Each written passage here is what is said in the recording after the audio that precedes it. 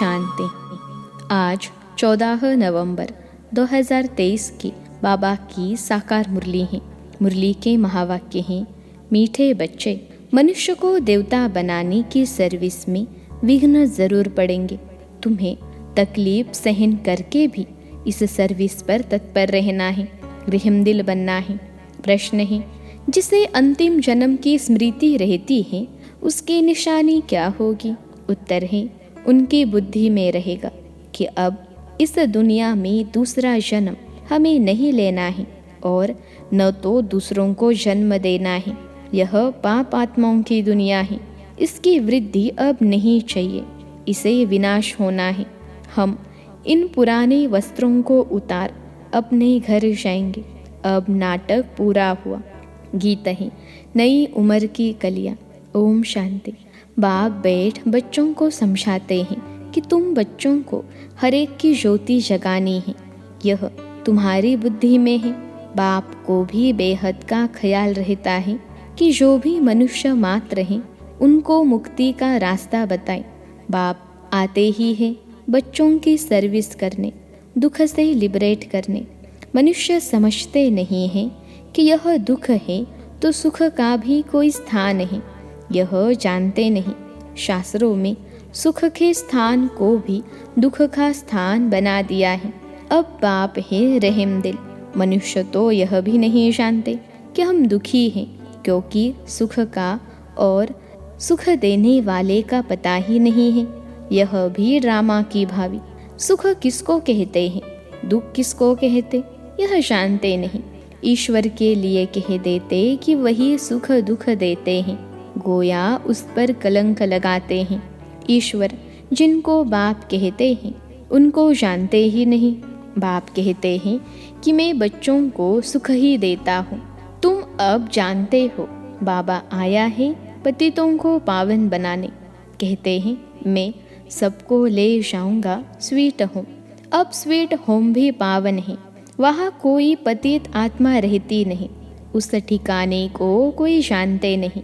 कहते हैं कि फलाना पार निर्वाण गया, परंतु समझते नहीं बुद्ध पार निर्वाण गया तो जरूर वहाँ रहने वाला था, वहाँ ही गया।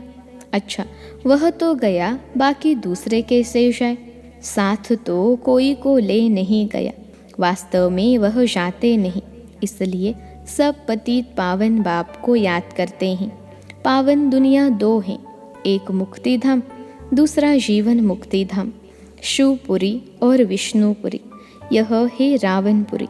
परमपिता परमात्मा को राम भी कहते हैं।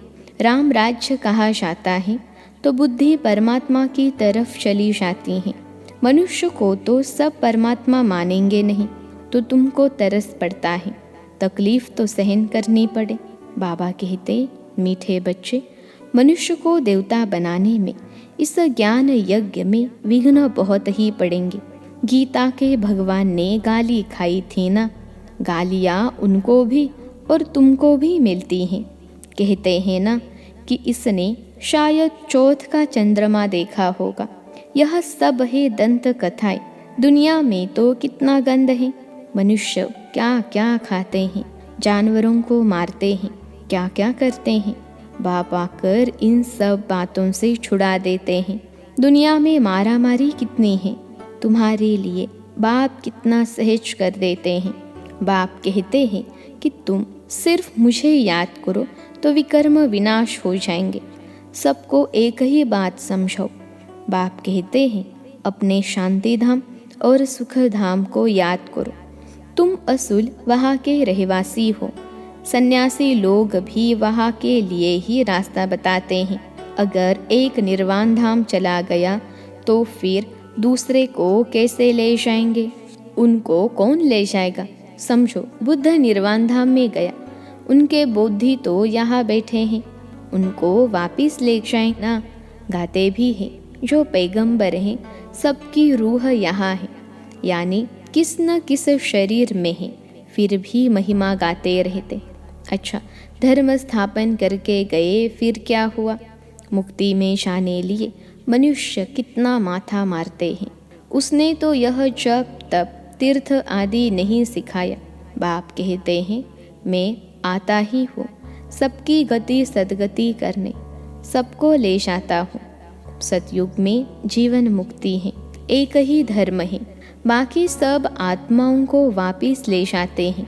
तुम जानते हो वह बाबा है बागवान, हम सब माली हैं।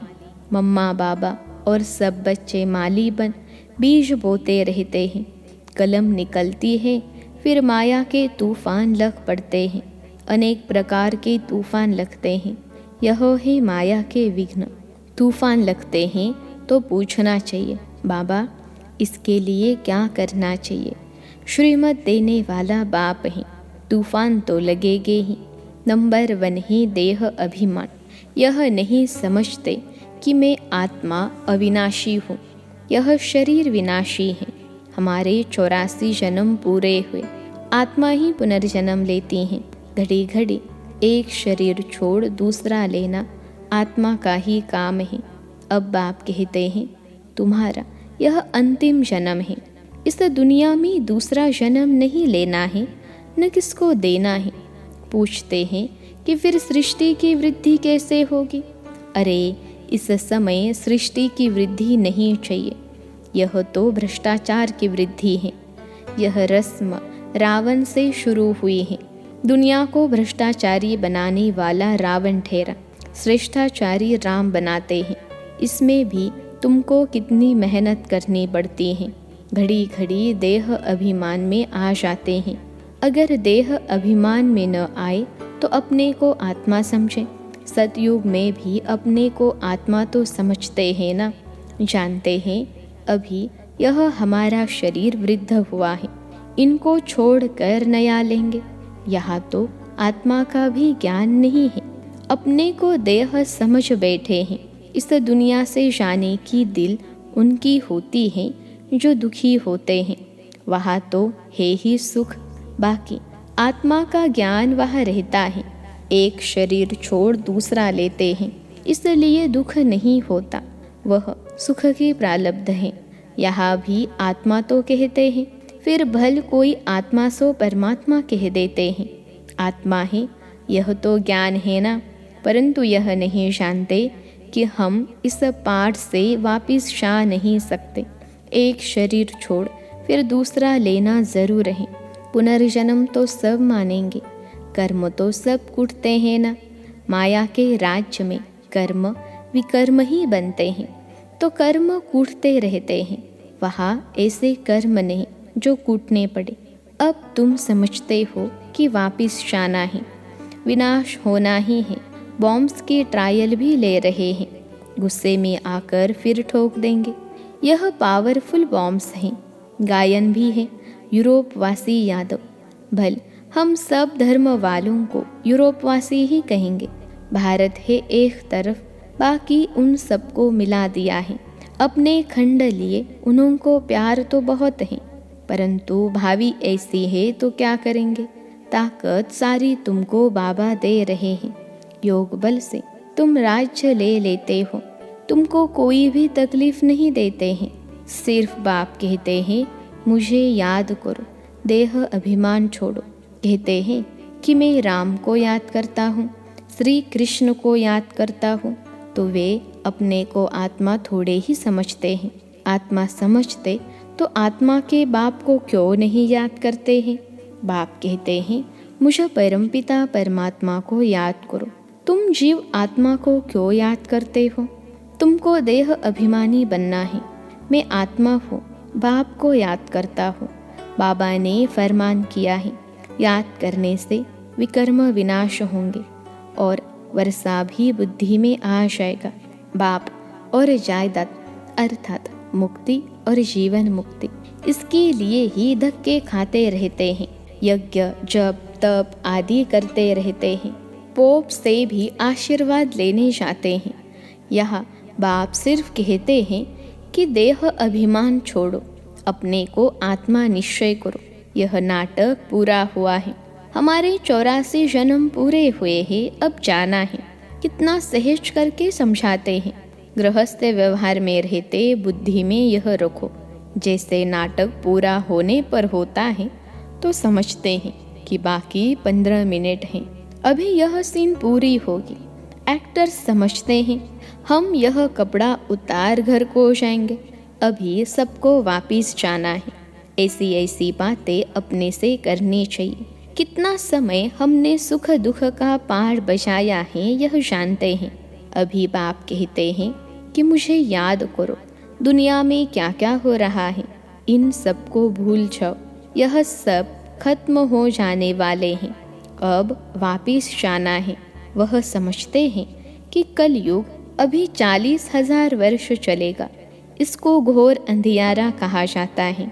बाप का परिचय नहीं है, ज्ञान माना बाप का परिचय, अज्ञान माना नो परिचय, तो गोया घोर अंधियारे में है। अभी तुम घोर सोजरे में हो। नंबरवार पुरुषार्थ अनुसार अब रात पूरी होने वाली है, हम वापिस जाते हैं। आज ब्रह्मा की रात, कल ब्रह्मा का दिन होगा। बदलने में टाइम तो लगेगा ना, तुम जानते हो। अब हम मृत्यु लोक में हैं, कल अमर लोक में होंगे। पहले तो वापिस जाना होगा। ऐसे यह 84 जन्मों का चक्र फिरता है, यह फिरना बंद नहीं होता है। बाबा कहते हैं तुम कितनी बार मेरे से मिले होंगे? बच्चे कहते हैं कि अनेक बार मिले हैं। तुम्हारे 84 जन्मों का चक्र पूरा होता है तो सबका हो जाएगा। इसको कहा जाता है ज्ञान। ज्ञान देने वाला है ही ज्ञान सागर, परमपिता परमात्मा पतित पावन। तुम पूछ सकते हो पतित पावन किसको कहा जाता है? भगवान तो निराकार को कहा जाता है। फिर तुम रघुपति राघव राजा राम क्यों कहते हो? आत्माओं का बाप तो वह निराकार ही है। समझाने की बड़ी ही युक्ति चाहिए। दिन प्रतिदिन तुम्हारी उन्नति होती रहेगी, क्योंकि गुह्य ज्ञान मिलता रहता है। समझाने के लिए है सिर्फ अल्फ की बात। अल्फ को भूलें तो ऑर्फन हो गए, दुखी होते रहेंगे। एक द्वारा एक को जानने से तुम 21 जन्म सुखी हो जाते हो। यह है ज्ञान, वह है अज्ञान। जो कह देते परमात्मा सर्वव्यापी है, अरे वह तो बाप है। बाप कहते हैं तुम्हारे अंदर भूत सर्वव्यापी है, 5 विकार रूपी रावण सर्वव्यापी है। यह बातें समझानी पड़ती हैं। हम ईश्वर की गोद में हैं, यह बड़ा भारी नशा होना चाहिए। फिर भविष्य में देवताई गोद में जाएंगे, वहाँ तो सदैव सुख है। शिव बाबा ने हमको एडॉप्ट किया है, उनको याद करना है। अपना भी और दूसरों का भी कल्याण करना है तो राजाई मिलेगी। यह समझने की बड़ी अच्छी बात है। शिव बाबा है निराकार, हम आत्मा भी निराकार हैं। वहाँ हम अशरीरी नंगे रहते थे, बाबा तो सदैव अशरीरी ही है। बाबा कभी शरीर रूपी कपड़ा पहन पुनर्जन्म नहीं लेते हैं। बाबा एक बार रीइंकार्नेट करते हैं। पहले पहले ब्राह्मण रचते हैं तो उनको अपना बनाकर और नाम रखना पड़े ना। ब्रह्मा नहीं तो ब्राह्मण कहाँ से आए? तो यह वही है जिसने पूरे 84 जन्म लिए हैं। गोरा जो फिर सावरा बना है, सुंदर से श्याम, श्याम से सुंदर बनता है। भारत का भी हम श्याम सुंदर नाम रख सकते हैं। भारत को ही श्याम, भारत को ही गोल्डन एज सुंदर कहते हैं। भारत ही काम चिता पर बैठ काला बनता है, भारत ही ज्ञान चिता पर बैठ गोरा बनता है। भारत से ही माथा मारना पड़ता है। भारतवासी फिर और धर्मों में कन्वर्ट हो गए हैं। यूरोपियन और इंडियन में फ़र्क नहीं दिखाई पड़ता है। वहाँ जाकर शादी करते हैं तो फिर क्रिश्चियन कहलाने लग पड़ते हैं। उनके बच्चे आदि भी वही फीचर्स के होते हैं। अफ्रीका में भी शादी कर लेते हैं। अब बाबा विशाल बुद्धि देते हैं चक्र को समझने की।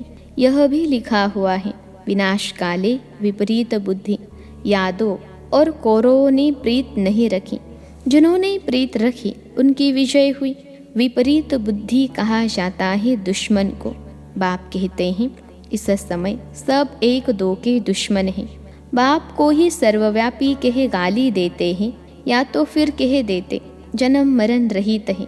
उनको कोई भी नाम रूप नहीं है। ओ गॉड फादर भी कहते हैं, साक्षात्कार भी होता है आत्मा और परमात्मा का। उसमें और परमात्मा में फर्क नहीं रहता। बाकी नंबरवार कम जास्ती ताकत तो होती ही है। मनुष्य भल मनुष्य हैं, उनमें भी तो मर्तबे होते हैं। बुद्धि का फर्क है। ज्ञान सागर ने तुमको ज्ञान दिया है तो उनको याद करते हो। वह अवस्था तुम्हारी अंत में बनेगी। अमृत वेले सिमर सिमर सुख पाओ। भले लेटे रहो परंतु नींद नहीं आनी चाहिए। अपना हट कर बैठना चाहिए। मेहनत है। वैद्य लोग भी दवाई देते हैं अमृत वेले के लिए। यह भी दवाई है। रचता बाप ब्रह्मा द्वारा ब्राह्मण रचकर पढ़ाते हैं। यह बात सबको समझानी है। अच्छा, मीठे मीठे सिखिलते बच्चों प्रति माता पिता बाप दादा का याद प्यार और गुड मॉर्निंग। रूहानी बाप की रूहानी बच्चों को नमस्ते। हम रूहानी बच्चों की सिखिलते रूहानी माता पिता बाप दादा को याद प्यार, गुड मॉर्निंग और नमस्ते बाबा नमस्ते। धारणा के लिए मुख्य सार पहली पॉइंट है, हमने ईश्वर की गोद ली है, फिर देवताई गोद में जाएंगे।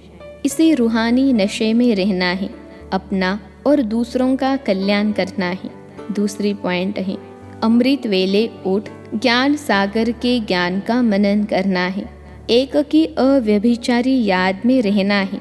देह अभिमान छोड़ स्वयं को आत्मा निश्चय करना है।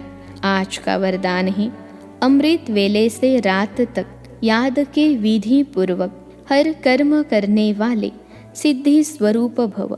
अमृत वेले से रात तक याद के विधि पूर्वक हर कर्म करने वाले सिद्धि स्वरूप भव। विश्लेषण है, अमृत वेले से लेकर रात तक जो भी कर्म करो याद के विधि पूर्वक करो तो हर कर्म की सिद्धि मिलेगी। सबसे बड़े से बड़ी सिद्धि है प्रत्यक्ष फल के रूप में अतीन्द्रिय सुख की अनुभूति होना। सदा सुख की लहरों में, खुशी की लहरों में लहराते रहेंगे तो यह प्रत्यक्ष फल भी मिलता है और फिर भविष्य फल भी मिलता है। इस समय का प्रत्यक्ष फल अनेक भविष्य जन्मों के फल से श्रेष्ठ है। अभी अभी किया अभी अभी मिला, इसको ही कहते हैं प्रत्यक्ष फल। आज का स्लोगन है, स्वयं को निमित्त समझ हर कर्म करो तो न्यारे और प्यारे रहेंगे। मैंपन आ नहीं सकता। स्वयं को निमित्त समझ हर कर्म करो तो न्यारे और प्यारे रहेंगे। मैंपन आ नहीं सकता। अच्छा, ओम शांति।